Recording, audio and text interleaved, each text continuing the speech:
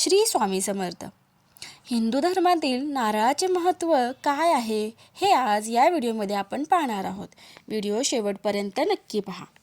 नारळाचे महत्त्व. हिंदू धर्मात नारळाला श्रीफळ, पवित्र, सौभाग्यदायी आणि समृद्धीचे प्रतीक मानले जाते, जे कल्पवृक्ष म्हणूनही ओळखले जाते. नारळ एक फळ नाही तर बी आहे. नारळाला हिंदू धर्मामध्ये खूप जास्त महत्त्व दिले गेले आहे. पूजेपासून ते उद्घाटनापर्यंत प्रत्येक कार्यक्रमामध्ये नारळ वापरला जातो. त्याचबरोबर नारळाचे आरोग्यदायी फायदे देखील खूप मोठ्या प्रमाणात आहेत.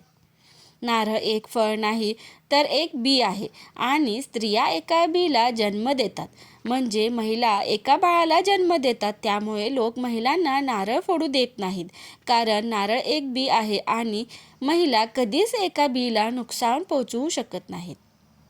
नारळाच्या झाडाला कल्पवृक्ष मानले जाते. नारळामध्ये ब्रह्मा, विष्णू आणि महेश या तिन्ही देवतांचा निवास असतो. यामुळे नारळाच्या झाडाला कल्पवृक्ष म्हटलं जाते. तिन्ही देवतांच्या निवासामुळे नारळाला स्त्रियांपासून दूर ठेवले जाते. नारळाशिवाय पूजा अपूर्ण मानली जाते. पूजेमध्ये नारळाचा वापर केला जातो. जोपर्यंत पूजेमध्ये नारळ वापरला जात नाही तोपर्यंत पूजा अपूर्ण मानली जाते. असे पाहिले गेले आहे की लोक जेव्हा मंदिरामध्ये दर्शनाला जातात तेव्हा नारळ जरूर घेऊन जातात. यामुळे जेव्हा देखील घरामध्ये पूजा होते तेव्हा नारळ अवश्य वापरला जातो. यामुळे घरामध्ये सुख, समाधान, समृद्धी नांदते. नारळाचे उत्पादन. जगामध्ये 80% जास्त देशांमध्ये नारळाचे उत्पादन केले जाते. फिलिपिन्स, इंडोनेशिया, भारत आणि ब्राझीलमध्ये जगातील नारळाच्या उत्पादनाच्या जवळजवळ 80% उत्पादन होते. नारळाचे आरोग्यदायी फायदे.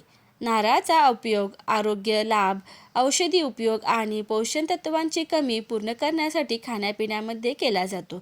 नारळापासून आपले केस देखील काळे आणि दाट होतात. याशिवाय नारळाच्या प्रयोगाने आपल्या त्वचेमध्ये तजेलदारपणा देखील येतो. हिंदू धर्मातील नारळाचे धार्मिक व आध्यात्मिक फायदे कोणते आहेत ते पुढे पाहूयात. शुभ कार्याची सुरुवात. विवाह, नवीन घर, वाहन किंवा कोणत्याही शुभ कार्याची सुरुवात नारळ फोडून केली जाते, जे निर्विघ्नपणे काम पूर्ण होण्याचे संकेत देते.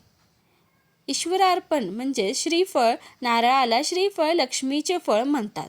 भगवान विष्णू आणि लक्ष्मीचे रूप मानून ते देवांना अर्पण केले जाते. नजरदोष निवारण.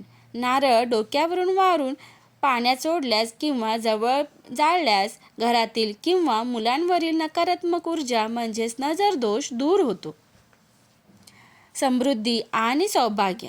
नारळ हे सौभाग्य, यश आणि भरभराटीचे प्रतीक आहे. पूजेनंतर प्रसाद म्हणून नारळ वाटल्याने घरात सुख शांती राहते. कल्याणकारी. हवनात नारळ अर्पण करणे अत्यंत पुण्यदायी मानले जाते. माहिती आवडल्यास व्हिडिओला लाईक, शेअर आणि सबस्क्राईब करायला विसरू नका. धन्यवाद.